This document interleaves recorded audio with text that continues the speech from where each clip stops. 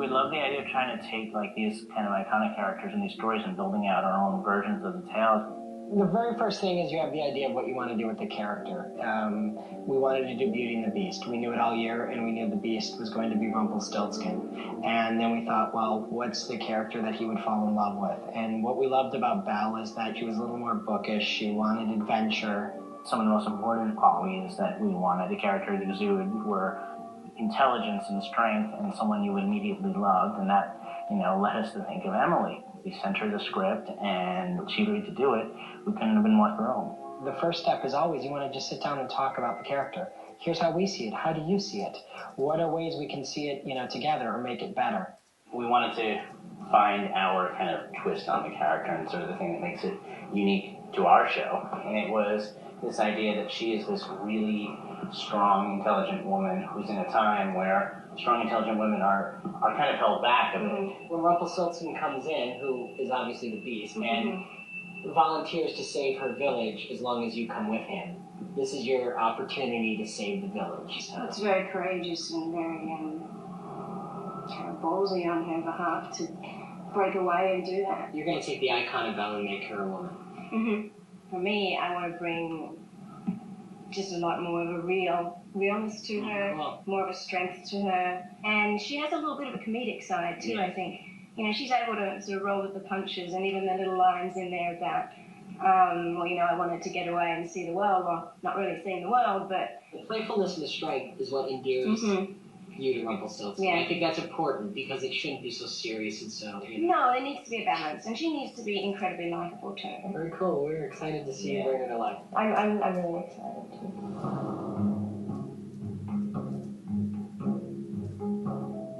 When we started to put together the team for the pilot, we wanted the most creative, adventurous people in all departments, and Eduardo Castro is just a genius.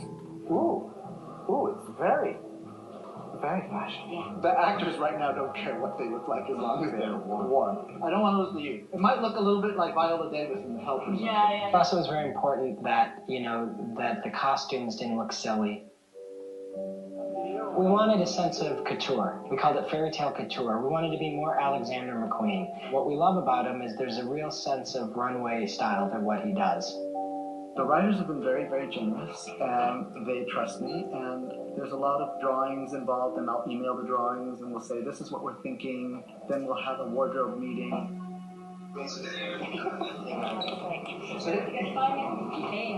Hey! How are you? Good, how are you? Oh, we're just hunky-dory. Great. Belle is, of course, a work in progress. We're doing the yellow dress. Will be beautiful, but soft. That one is tattered, correct? When we get to it, we'll show you the stages of tattering before we go too far. Okay. I don't want it to be so tattered that she looks like she's in the chorus of Les Miserables. And then she goes into her classic blue, which she will do. What's the idea of the blue? It's a blue bodice, a blue skirt, and a little white peasant blouse. Are you going to put anything, twist it up a little bit? I think we can do something with the neckline and make it a little more modern and less tidy.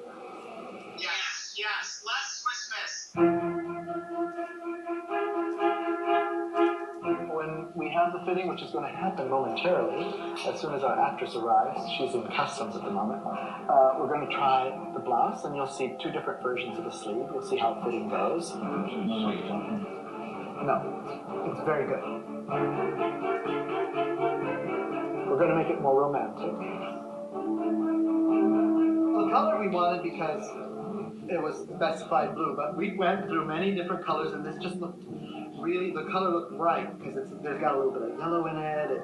It's not what I call a processed blue, which is really like blue. It has some interest to it. So we could have made the bodice and the skirt the same fabric, but we chose not to because this has some structure to it, and then this does not. This is actually linen, so it's going to flow a little more, and it's a little softer. It's a much more youthful look. And then we like the short sleeve as opposed to this. This was a pleasant little surprise, which we started with a blue lace, and then it broke, and then we just used the shoelace. But we're going to keep this black. I think it's a nice accent. Yeah, it's a nice accent. And the thing tomorrow, in tomorrow's fitting, we're going to try a little black, little ribbon to see if that works, or we'll do a little necklace piece.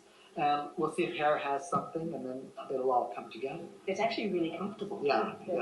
You know, I think maybe that's. Well, we don't want. I'm used to ballet outfits from back in the day, so maybe. Where you're corseted to death. Yeah, so this is kind of reminds Gary. Yeah, it's totally comfortable. Shoes are comfortable. Not too bad for a first fitting.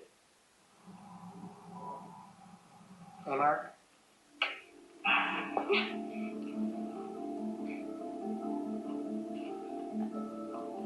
Thank you. Hair, makeup, and the costume. What a transformation.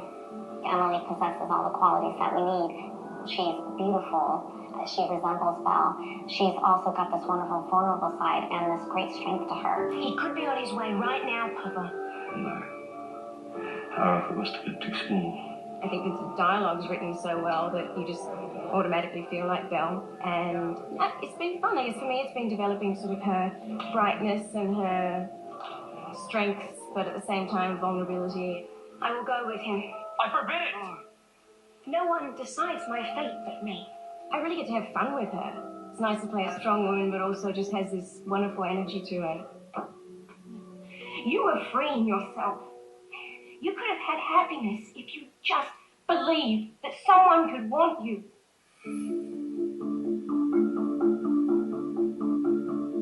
It's what you always wanted to do. It was one of those great collaborative cases of everybody coming together and helping to create this character. What Emily did with Belle was more than we could have hoped. What better could you be doing right now than working with these people and playing like a fairy tale character?